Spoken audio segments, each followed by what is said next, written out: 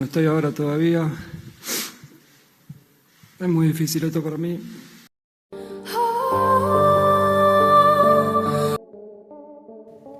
Final ম্যাচের আগে মেসির 3 ছেলেকে আটকে রেখেছিল ডোনাল্ড ট্রাম্প।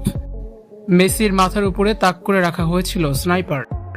এবার মুখ খুললেন আর্জেন্টিনার অধিনায়ক লিওনেল মেসি। মাঠের খেলা নাকি পর্দার পেছনের চরম নোংরা রাজনীতি। বিশ্বকাপের ফাইনাল ঘিরে সামনে এসেছে এক অবিশ্বাস্য চাঞ্চল্যকর খবর।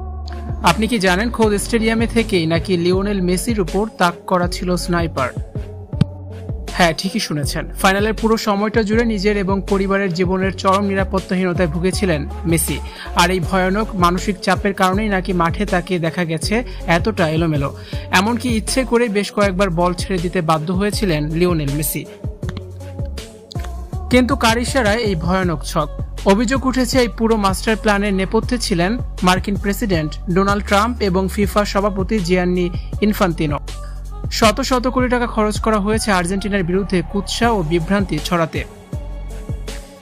রহস্যের জট আরো ঘনীভূত হয় যখন দেখা যায় ফাইনালের মতো মহাগুরুত্বপূর্ণ দিনে গ্যালারিতে মেসির স্ত্রী ও সন্তানেরা উপস্থিত ছিলেনই না। যা হয়েছে, ম্যাচের ঠিক আগেই সতীর্থদের উদ্দেশ্যে মেসি কান্নাজড়িত কণ্ঠে বলছিলেন, যা হয়েছে সব ভুলে যাও, আমাদের মাঠে নামতেই হবে। ম্যাচ শেষ হতেই দল ছাড়ার ঘোষণা দেন লিওনেল স্কালোনি আর এমি মার্তিনেজ।